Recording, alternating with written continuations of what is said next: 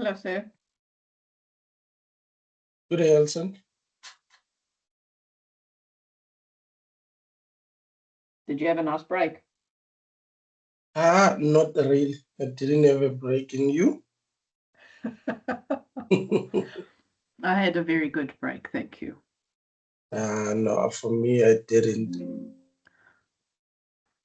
Sorry to hear that. Maybe December can you last until then? I think so. I have to. You have no choice. Yeah, so no, we'll see. Only October.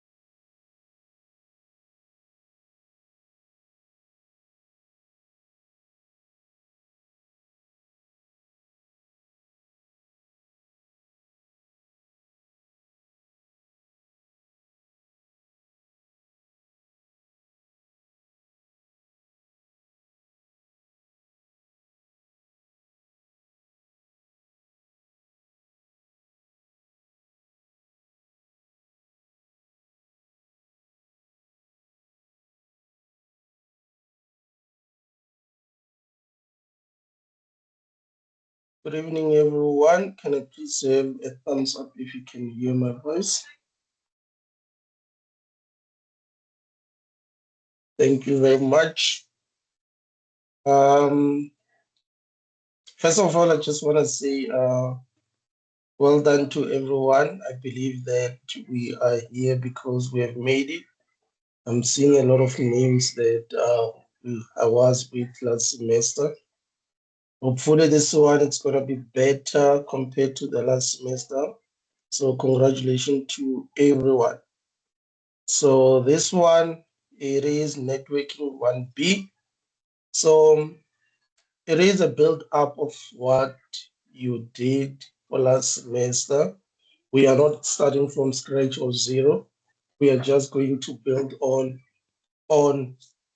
the knowledge and the theory that we learned last semester.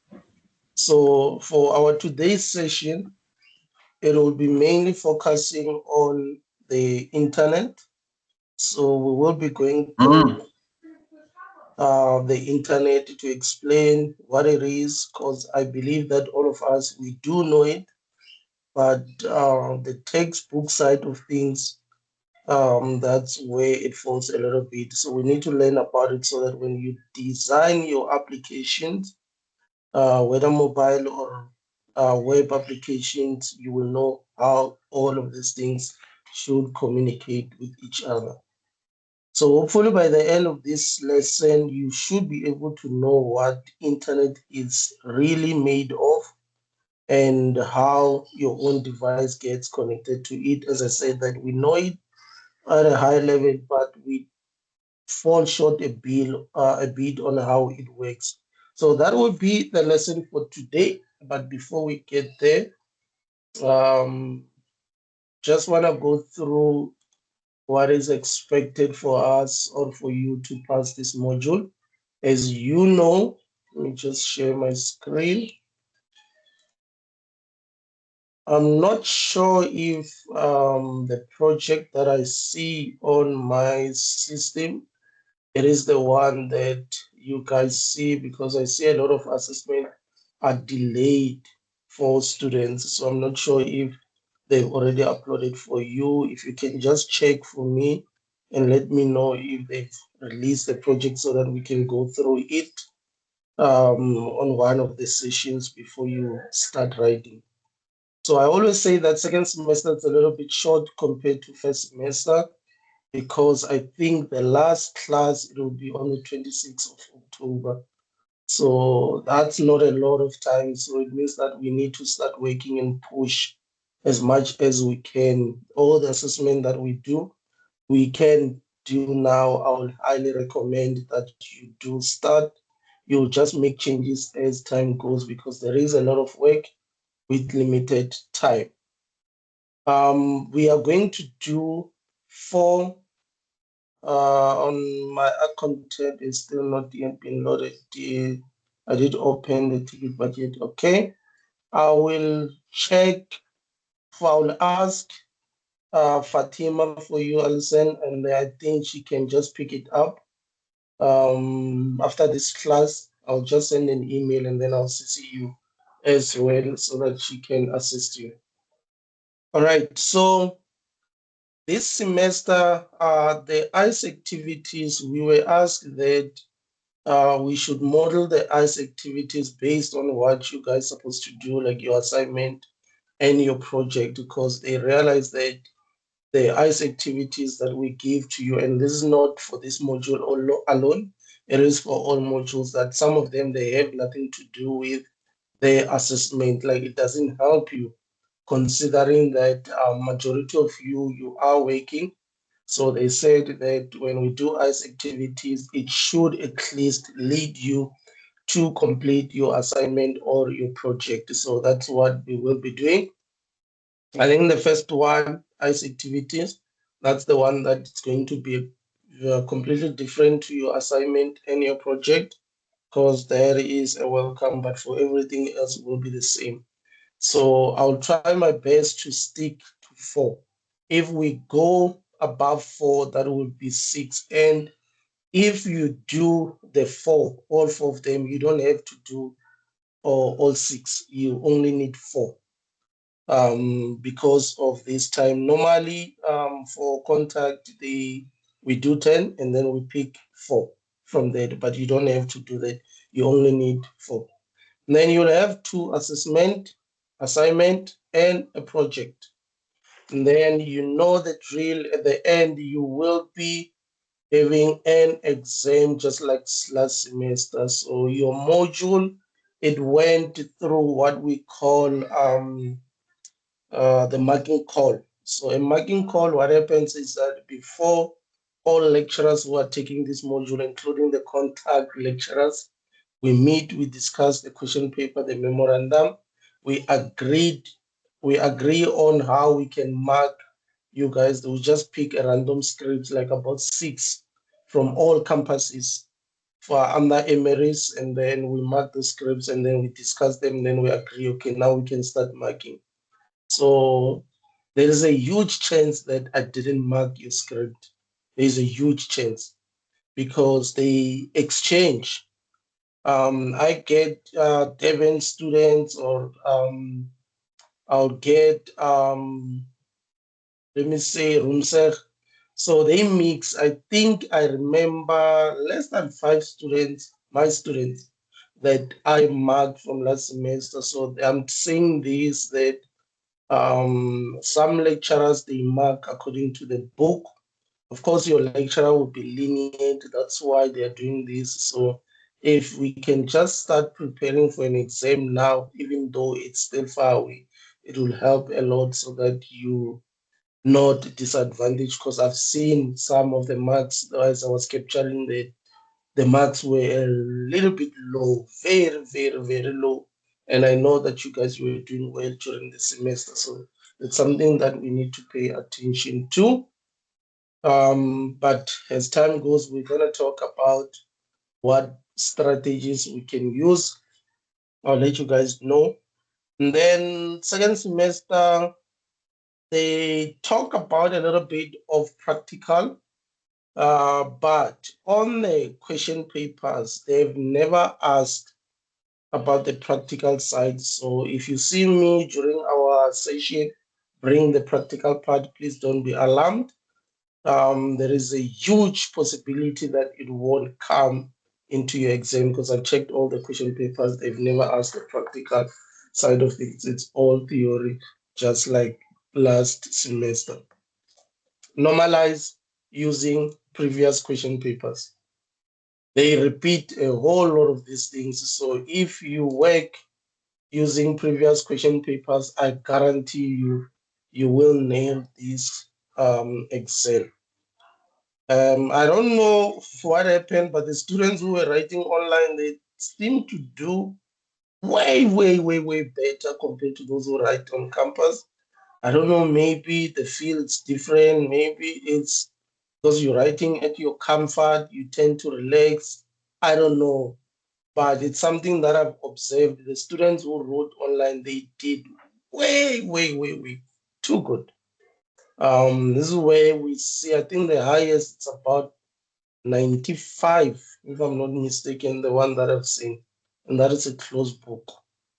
So I'm giving you that information. I'm not saying that you guys, you must take online next time. I'm just saying that the online students, they did way, way, way, way, way better. Okay, so let's start with our friend here, the internet. Okay, so today's agenda, we are going to drill down on what is the internet. Not just a high level that everyone talks about, but we are going to talk about the actual physical and the logical pieces that makes the internet together. And then after that, we are going to talk about access networks. These are how devices like the one that you are using fits together so that it forms communication online. So that's what we're going to talk about that. Then we are going to compare the philosophies. We're going to look at 2 philosophies that are used to move data around the network. Then we're going to talk about delay, loss, and throughput of why the internet sometimes it feels a little bit slow. We all experience this. Then we're going to explain what takes place behind that. Then after that, we'll talk about layering. So again, some of the information will feel like we're repeating what we did. Please bear with me. We just need to go through that so that we can reach to what we need for this second semester. All right. Okay, let's start. The big question here is, what is internet actually? So now we are not talking like end users. We are talking like computer or software engineers or computer scientists. So we need to understand the internet in that manner. So we are going to start with everything that is knit together in order to build the network, or what I like to call the nuts and bolts of the internet. So what you need to understand is that the internet is always made of end systems. So we're going to talk about end systems a bit. If you are able to see this pop up for me, can you please assist at meeting students? That will help a lot. Thank you. So I was saying that the internet, it is made of end systems. So the end systems, this is just the technical term that we use a lot to refer to any device that is running a network application. So that could be your laptop, could be your smartphone, or a server that is sitting in a data set. So all of them, we refer to those as end systems. So those end systems are further connected by communication links. This is what we talked about last semester a lot. Let me drill back again. We said that the internet, in order for its existence, it is made of end systems. And then we say that the end system is just the technical jargon that we use to describe the device that are running the network application. And an example could be your laptop, your phone, or a server. We refer to all of those as end systems. But that doesn't end there. For an end system to work, it needs to be connected by communication links. Communication links is how data moves from one point to another. These, you can talk about the cables, could be wireless, copper, which is famous, but we are doing away with that here in South Africa because there's a lot of people who are stealing these things. And then there is fiber, which is what we are all leaning towards now. So all of these things, they form part of communication links. Now, and between the communication links, we have what we refer to packet switches.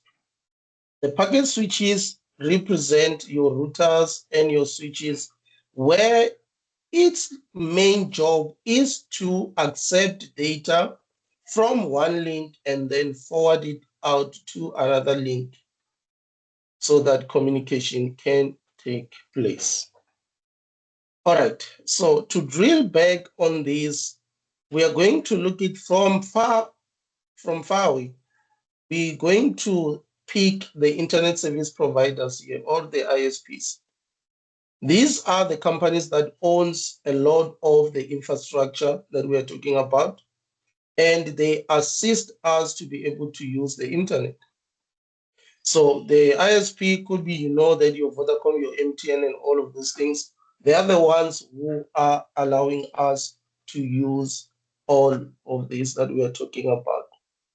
Now, with that one, that is a high level of the internet. We're still gonna drink bit, but now where for us as, now I'm referring to you as computer engineers, talking about an internet, it's not enough for us. We also need to know what powers it behind the scene, behind what people don't see, the end users. And the whole semester will be centered around protocols. Everything. You can see the definition there of a protocol. So a protocol, it just defines the format or a set of instructions that is needed in order for communication to take place between minimum of two devices or parties. And then while you are inside this prototype, each side, it will do that when it sends or it receives a message. So it's a set of instructions that must be followed with a set of a format, a structure that it cannot be bypassed for communication to take place. This is why we are able to communicate with one another, even though we are using different types of devices. You can go to America, buy a laptop and bring it to South Africa. You'll still be able to connect it to the internet. Why is that? We have a protocol that each and every company has to abide by when they are designing their devices or their application. Those are the things that we will be talking about the whole semester. There's a lot of protocol. We're going to break the 7 links layers that we talked about last semester. We're going to see how internet works from each layer, and then we talk about the protocol that is behind all of this. Okay. Now, I don't see time here, so as soon as it's 10 minutes to, please let me know. Okay, so now we're going to jump into access networks here. So how does your device actually get onto this network of networks? So throughout what's called the access network, whatever technology that connects your device to its first router, we refer to that as the edge router. Okay, you can see it there at the top. I'm not sure if, okay, let me get my laser pointer there. So now we are going to go through the types of these edge routers. DSL reuses the existing telephone corpus line to be able to split them into separate bands, that one will be used for data and then one will be used for voice. And there is a reason that it is split into these two bands, because you don't want to introduce noise for these separate bands, because voice should have its own transport or should have its own band, and then data should have its own data band to avoid noise. Because if they use the same band, all of them, then we're going to have a problem. And then we have cables as DSL now. I'm not sure if there is a household that is using this, but I know that they are facing this thing out. Could be people who have old technologies, they're still using this, but it's not a current technology as of this stage. The cables, these ones, they use the coaxial cables that originally ran for television. A lot of us here in South Africa, we use this type of wire. The way when I'm talking about, I'm visualizing it. I remember when we were studying, we were required to draw this cable. I think I'm not sure which chapter from last semester, there was an image that showed this type of a cable. The one that we are currently on now, it's fiber to the home. And I remember there was a question in your exam as well that asked about this. So this one, its job is to run a dedicated fiberglass that runs directly into a building. So in this one, we do not reuse old infrastructures. I said that this is the technology that everyone is moving into. It is cheaper in terms of theft, does not occur, because those glass cables, they don't have value where people can take this cable and go and sell them, unlike coppers. So, and it's its giveaway, the reason that it's favored a lot is because it supports higher speeds. We use mobile and cellular, which is the one that we use each and every day when we step out from our workplaces or our places. This one allows us to connect remotely or wirelessly to a nearby base that allows us to communicate with one another. We don't see this, but there's a lot of towers around us that enables us to use mobile data or cellular data. And then Wi-Fi, when you get into your home or your workplaces, you are able to connect your devices wirelessly over a short range. This one is very short. You will see that a lot of people use Wi-Fi extenders. I also use that because its range is very limited, especially when there is a lot of walls that blocks the Wi-Fi signal. There was a question as well in your exam that wanted you to discuss Wi-Fi. One of the answers was the range that you needed to talk about that. Okay, and then we talk about the enterprise or institutional access. Institutional access, which is a network that an organization, they themselves will build it and they run it by themselves instead of using an internet service provider.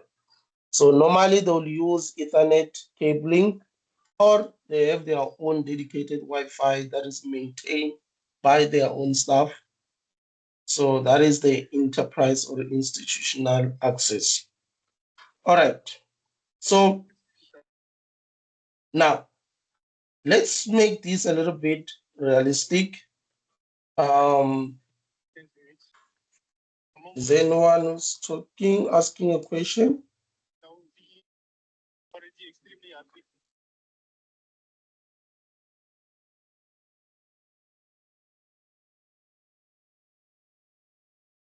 No question.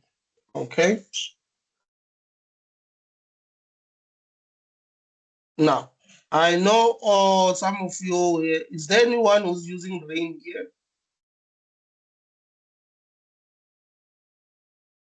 I know you guys, you won't use rain because there's no one who's doing IT who's going to use rain. It's frustrating. Yeah, that's true. Yeah, there's no one. You will test it because it's a little bit cheaper, but at some stage you are going to cancel this thing. And that is the drawback of using these internet service providers, especially the new kids in the block, because they've not perfected their craft in terms of the network and all of that. So all of these things that we just talked about, they fall under a category of access technologies. So their job is to ensure that all of us, we have access to the internet via the network. So everything that you see here, all of that that I just described here, we classify this under giving you access to the internet, and then this facilitate the internet as we know it today. There's gonna be a lot of boring theory this semester, a lot. I'm not sure if you have checked your textbook yet. I went through the textbook. I prefer the last semester textbook because this one is so clustered, a lot of information. But the good thing is that a lot of things, if you really studied last semester, you should be able to freestyle with this one because it's just an addition, to be honest, of everything that we talked about. All of these things we talked about, I won't spend a lot of time here. So underneath all that sits in the actual physical medium, we're talking about the transportation of data in cables or wireless, all of that. So underneath all of that, we split this into two categories. In the first category there, we call that guided media. And then the second category, we call it unguided media. So let's differentiate these two physical media. So the guided media This refers to the signal that are able to travel or move along something that is solid. So the word guided should lead you to remember what it means. If something's guided, I believe that it follows a certain channel, a certain path, and that which does that, it can tell you that this must be a physical cable. So guided media, the signals, they move within something that is solid. Don't forget the word solid. And then that should tell you that these are the different types of cables that we use. We talked about these. So you have three cables there: twisted pair copper, coaxial cable, and fiber optic as well. And then on the other side, which is the unguided media, these are the signals that are able to be transported or to be beamed through the air. They don't need a physical medium or a physical cable. They can travel over the air. So anything that works without the need of using cables, like such as your Wi-Fi, your radio waves, or your satellite, we refer to those as unguided media. So now, I know in South Africa now they are fighting against Starlink.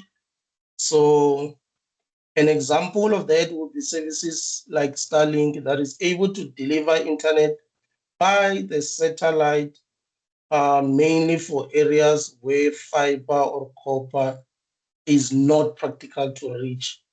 There was a question as well in your exam that asked you about this type of a question. So maybe it will pop up again.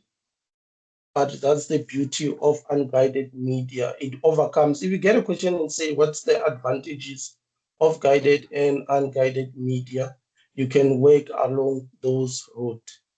That this one is that it's not restricted to any geographical area. Even the place that it is a desert, it will be able to work because we communicate by signals, by sending signals. Okay. Now, there are two ways to move data. Now, here's one of the most important distinction in your module for this semester. And sorry, I want you to really sit with me in this one, because this is what your second semester or networking module 1B is about. So we'll talk about circuit switching here. So here what happens is that before any data can begin to move, the network will reserve a dedicated path from the source to the destination. So for the whole session, let me repeat that. Under your circuit switching, what happens is that before data can start to move, the network will pick a path of its own from the source to the destination. From the source, we're referring to where it's originating and where is it supposed to be sent to. That is the destination. And this will occur for the whole session in order for the movement of data. That reservation will happen through what we call frequency division multiplexing or time division multiplexing. Again, that was a question in your exam. So all of this, what it means in a high level or in summary is that it means the splitting, you split the link into frequency band or time slot. The time division, it works in time slot, and then the frequency, you're going to split it into frequency band. Why are we doing that?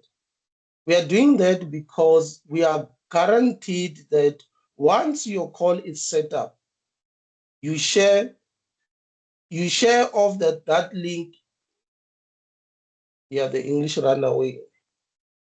So when you split the frequency band or the time band, what happens is that splitting the link into frequency band will guarantee that the communication is strong. And once your call is set up, your share of that link, it belongs to you because you have divided or you have shared this band based on the frequency or the time slot. So nobody, no one can touch anything because you have divided this band for yourself. But the cost is efficiency. So now that reserved capacity will just sit idle, whether you use it or don't use it. So it's not like, is there a question, guys?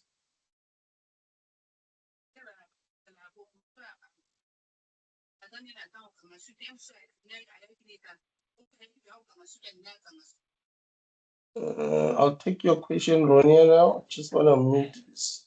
Yeah. Evening. Hi. Just wanted to know, how do modern networks achieve the best of both worlds? Because obviously, there's quality and there's bandwidth. So how does the two come together? The old one, which is the copper cable. With you. Thank you. Okay. Ronia, can we clarify the question? You're talking about the old way of doing networks, like we're talking about maybe the copper cable or the telephone cable, DSL, and the modern one, which is the radio waves and all of those things. Is that what you're referring? How do Yeah. they work together? Together, exactly. Because I understand it individually, Yes. but how does it work together, if that makes sense? Yes. That part I'm missing. Thank you very much. That's a good question. So what happens is that you will need, I forgot the hardware that they use in order to translate the DSL into the current networking, but both of them, they can't communicate with each other by themselves. So you need a middleman in between that will be able to change the signals so that it matches to the current signal. It ran from my mind, but I know we're taught using the graph. I think it's the wavelength. I just forgot the names of how we refer to those signals, but they can't communicate with each other without a specific hardware or tool that can be used to translate the signals from the DSL or the old one to the current one. By themselves, as far as I know, they can't communicate with one another. That is why that in an organization, they are phasing away the DSL entirely because it introduces another layer of cost in between rather than using the modern era of networking. So they tried, remember back then they used to use modems. Not sure if you know that it's a dongle that used to look like a USB for Yeah, internet. Yeah. yeah, So where they you tried, put in like a SIM card or something, and then you'd yes, log on that's the via one. VPN with you. Yes, that's the one. So they tried to use that a bit, but they realized still, I would like to think it's the cost that is associated as well, and then they moved away. I will get the actual technical names for that. I don't remember the last time I touched it, and then I'll come back to you, Ronia. But that is how they use these to communicate with one another in the meantime. So even the ones that we are using, I can guarantee you that at some stage it will be obsolete because technology is changing. I think Gerard last semester explained something to me regarding the type of fiber that I didn't know it exists. So either way, I hope that because we are sharing the same structure in the protocol these days, like back then it was not there fully, it will be able to communicate with one another. But that's a good question. Thank you for that. Okay, and then we switch to packet switching. So now the packet switching, it will be the opposite of circuit switching. So here data will be broken into packets, and the network will share its links and the switch across everyone's traffic at the same time when it is needed. So that is in demand. So on this one, we don't reserve anything, we just use it. So that one, it deals, pride itself in the reservation of the band. So it is inefficient because you can reserve a band and then you don't use it. So this one, we just don't reserve, we just say, okay, we will allow everyone to use, share its link and the switch across everyone's traffic at the same time when it is needed. So that is called statistical multiplexing. So in this one, efficiency goes way up because nothing will be able to sit idle or it's not being used waiting for someone to come and use it. But because everyone's now competing for the same shared resources, performance can differ a bit. You'll see this for SharePoint. I don't know for those who are using SharePoint in an organization. The company that I was working for, it is an engineering company. So based on the department that you're working for, they'll create a SharePoint network, that SharePoint folder, sorry. And then you'll be given access based on your role and the job that you're supposed to access. So when you have a lot of people accessing that, it became a little bit slow because people were competing for that resources that needed to be shared by all engineers to perform their duties. And that reduces their performance. Of course, when it's not used or it's not in demand, you can be able to access it with ease and your performance will always be high. So this is the model that the internet runs on as we know it. So think of it like this: circuit switching is like booking a private meter taxi just for yourself for the whole day. So you book a meter taxi that no one supposed to use it except yourself for the whole day. And wherever you go, if you go to the shops, you go and buy something, that taxi will wait for you. It's not going anywhere. You can take your time as long as you have not finished the 24 hours, that taxi will remain for you. That is circuit switching. And at the end, you are going to pay for whatever you were moving. Even when you went to the shops, you were not sitting in the taxi. That is what we refer to circuit switching. Packet switching, on the hand, in a simplified manner, it is like a taxi. You see these taxis that crosses us on the road, like our famous taxis. Yeah, it's like that taxi on a busy road. This one is shared with other passengers. It is able to pick up and drop people off along the way. It doesn't matter where it is, it does that. Far more efficient for those who are inside. It's not efficient for us because it crosses us.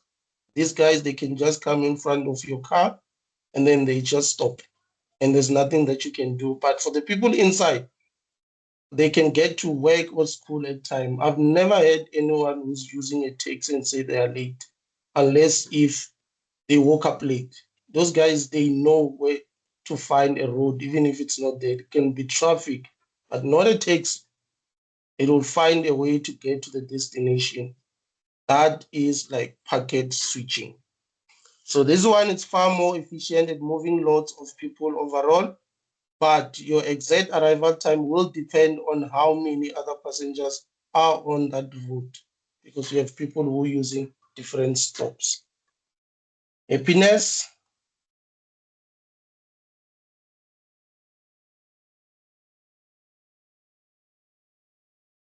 Okay.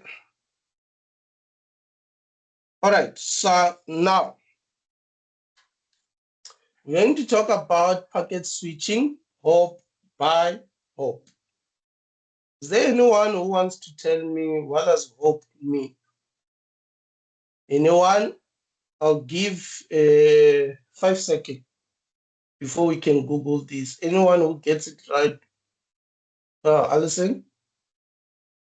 It's when the internet passes packets, it goes to certain places. It doesn't take from the end to end destination. It's got to stop along the way. Perfect. I was going to give a reward. I don't know if you still want it, but thank you very much. That is correct. I'll take So it. I'll take what I can get. the reward, I wanted to say that you are exempted from ICE activity 1. So if you still want it, you let me know. You get full marks without submitting for answering that part. Brilliant. Love it. Thank you. So a hop, as she explained, is one router that your data passes through on its way from your computer to the final destination. So the ICE activities is going to bring you closer or visualize how hops work.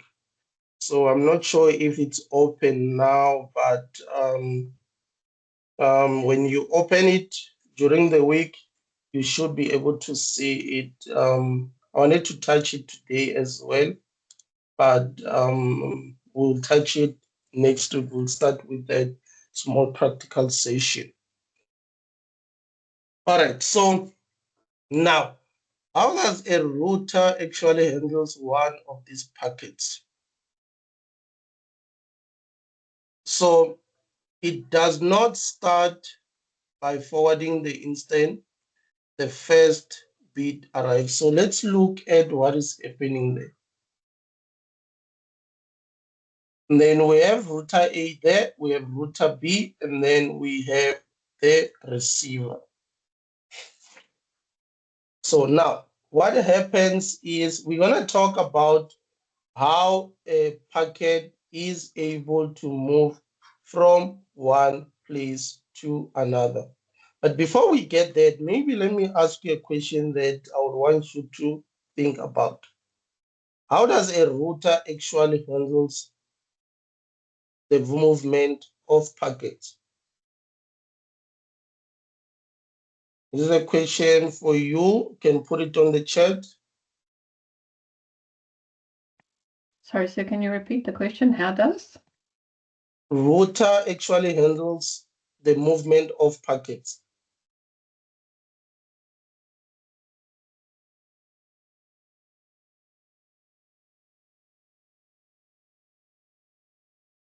One minute to think.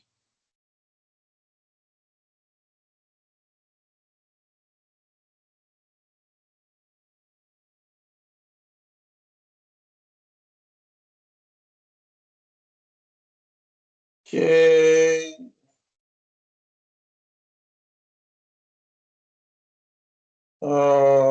See, moves between network through traffic, all packets together, and then pushes to the next hop. Address book. Lovely, lovely stuff. All right. IP address. Lovely. Follows IP address. That's correct. Thank you. So now let's talk about it. We're going to start from the left side, this side, and then we're going to go all the way to the right side to the receiver. So the sender and the receiver, these are the end systems. Does anyone wants to give me an example of an end system? I defined this at the beginning. 2 seconds, and then you are exempted from an ICE activities as well. Give me an example of a laptop or a phone laptop or a TV or literally anything that you use. Thank you. So it's Damian who got it exempted, and Alison, you guys are exempted. Please pop me an email or a message after class, and then you don't have to do ICE activity. Number Well, I one. think I'll probably do it anyway, so just to get the experience in. Of course, So no, I like that. they do help. Yeah, I like that. So the sender and the receiver, we classify that as end systems. So these are the two devices that are actually having the conversation. Lying is a sin, sir.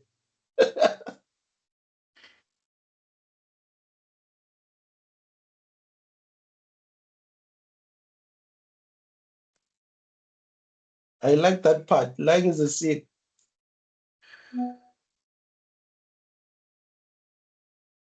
I wonder who's lying.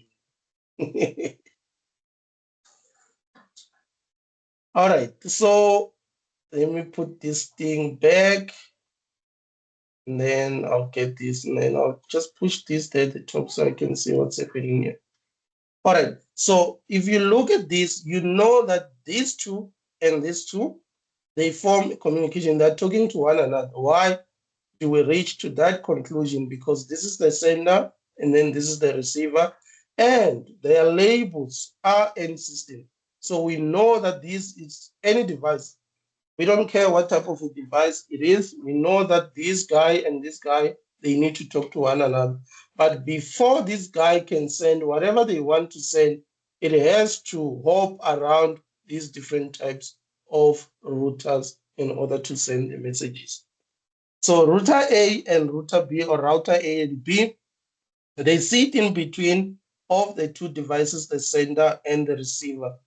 And they are called store and forward, as you can see down there at the bottom. So now, these are the packet switches that are doing the actual relaying, taking the messages or the packets that are taking place in order for communication to move from here to there. Is the one that is responsible for moving them together. You will notice that there are dotted lines in between.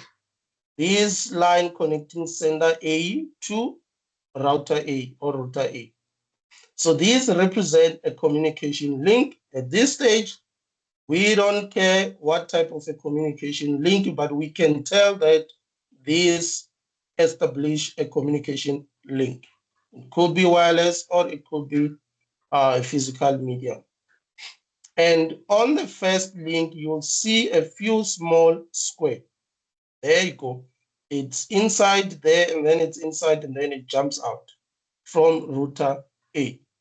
So those squares, they represent packet physically moving along that link at that moment. I just want to ask, where can we find our material for this semester? Anyone who wants to assist David? I think it should be the same place. Just like we did last semester, if there's anyone who downloaded this chapter or the whole textbook, I will highly ask that you guys share with one another. I don't have the ebook yet, but if anyone has the ebook in the form of a PDF, please share with everyone. We are a team. The same textbook from last semester. No, it's a different one, David. I will see if I can get the PDF if you guys can find it, and then I'll share with you during the course of this week. But I think they've given you, it's a free one. It's just that you can't download it. You have to log in to see it, but I'll see if I can get a copy. For those who are close to a library, you can go and borrow one. I took one as well. It's a big book and it has a lot of text. I don't like it, to be honest. Maybe it's because I'm a fan of practicals instead of theory, but I believe there's a lot of information that you can gain there. Koto says module outline and materials, my academics. Thank you very much. Okay, and then also provided the page numbers. Thank you. All right, so the squares. We said that those guys, they represent the packets that are moving physical along that link. And then above the diagram, we see that it's highlighted explaining the mechanism there at the top there. So it's explaining how one packet moves from one another, and it actually shows if there is a delay, how it takes place. So all of those things, it just explains or show you guys how does the communication take place. And all of this is the packets will move in and then they will be assembled together. We know from last semester that packets have been broken down into a lot of small packets because they don't move as a big chunk. They are broken down into smaller ones. Then once it gets to the receiver, they are all assembled together so that the message can be received. All right, so that is that for the diagram. I don't know if there's a question regarding the diagram.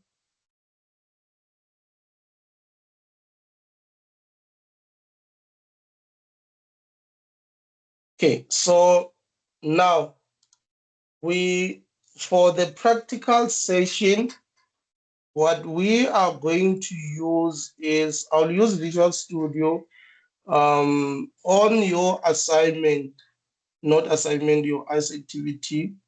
You can use anything that you want. I think later on we will download the package. I just want to meet with other lecturers and find out what are they using, because I don't want us to download a lot of software and we spend a lot of time on that while it won't add value for your exam. I'm worried about the exam, so I'll want to, let me skip here. We stopped at slide 6, 7. So I'm just gonna go all the way down. And then let me see.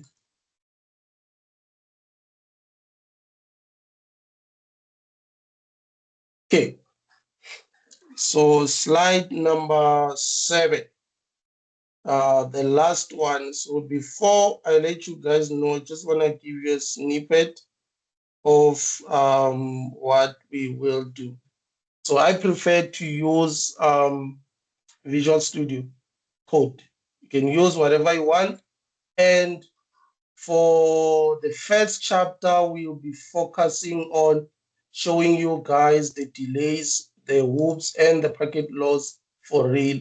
So we're going to use the ping command and then the trace route in order to see such thing. So I'm just going to give you a snippet so I can challenge you a bit. So what I'm going to do is that I'm going to open Visual Studio Code. We can't talk about this a lot because we haven't finished what we're supposed to do. So if you want to follow along, you are going to open click file, and then you're going to create a new folder. And then you can put it anywhere you want. So let me call this CONE5112.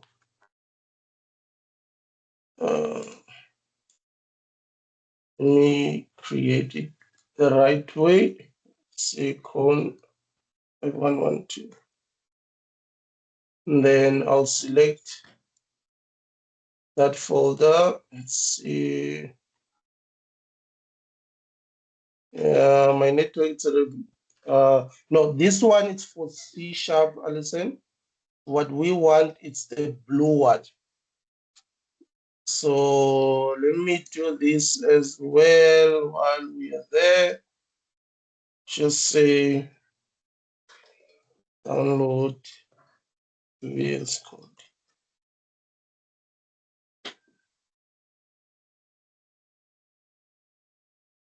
Then I'll copy this one. Then I'll put it here on the chat. Yes, you can download that. If you are using Mac, you can choose your operating system there and use it. For me, I use Windows. So that's the one that I will be using.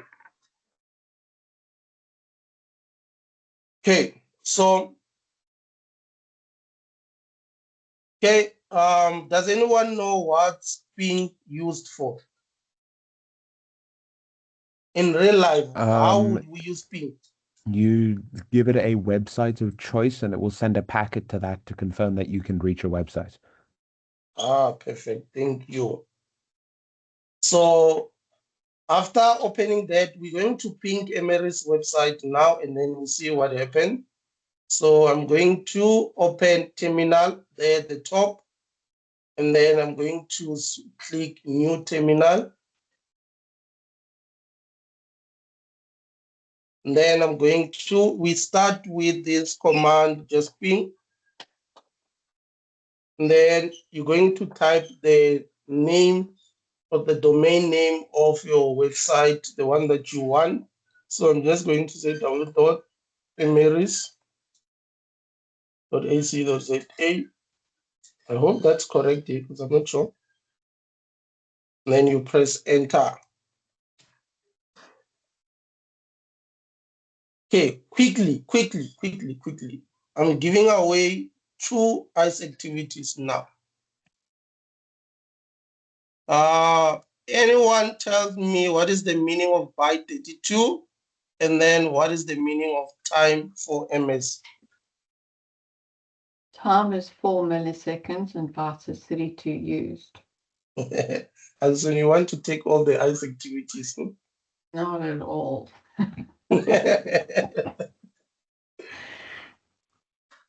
All right, so That's the time of the round trip, isn't it? yes, that's the one. Yeah. Yeah, you're on fire. That's correct.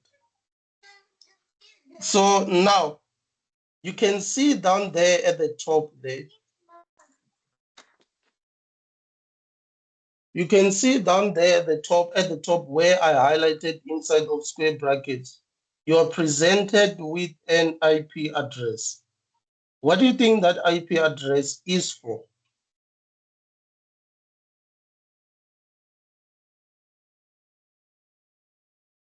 That's who they pinged. That's Emirates. Yes. Alison, you're on fire. That's the one. So that represents Emeris, www.emeris.ac.za. That is the one. And then our byte 32, that is the size of the small test message that has been sent, not the real data of a normal application. It's just enough to measure the round trip that it takes in order to reach that particular domain. And at the time there, we have 4 milliseconds. That one, it represents the round trip time. We'll talk about this. It's represented by RTT. So this is how long it takes for the request to reach the destination, which is www.emirates.ac.za, and for a reply to come back to us as we are querying this. So this you'll see it as a single number.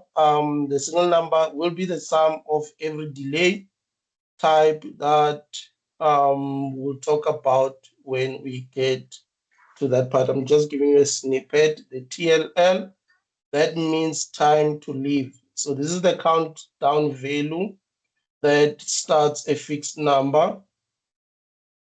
So a lower TTL or time to leave, it shows that the response or the querying that you just made, there's a many hops in between, or there's a lot of routers that are in place in between in order for it to reach the destination address. That is that, and then we'll talk about the statistics when we get to the next class. Then you can run traceroute as well to see what it does, because it does something similar. But traceroute can be used by people who are comfortable hacking. We'll explore this one when we meet again. So please go and experiment with the ping. Pick any website, experiment with traceroute as well as you want, so that you have an idea of how it works. And then when I get to the theory part, you will be comfortable. Alison? You used Visual Studio Code for this. Is there a reason that we've got, or can we use the CMP on our laptops and do the same thing? Yes. Yes, you can. Okay. Yes, I use VS Code every day because of the modules that I lecture. So I'm very comfortable with it. But you can use anything you want. Okay, thank you. All right. All right, any question? Right. If there's no question, I shall see. Sumaya asked, where would I find the recording? So the recording is going to take a little bit of time to sync into my OneDrive. As soon as it's done, I'll put it in the YouTube, and then I'll share the link on ARC. Expect the link on ARC tomorrow. and then save that YouTube link or a playlist, because that is where all of our recording will go. But every time, whenever I publish, I'll just add an announcement for you guys. Other than that, thank you very much. It's a first class, might be all over the places. I think next week it will be better. Take care, enjoy the rest of your week. I shall see you next week. Cheers. Cheers. Thank you, Thanks. sir. Thanks, Ergonaut.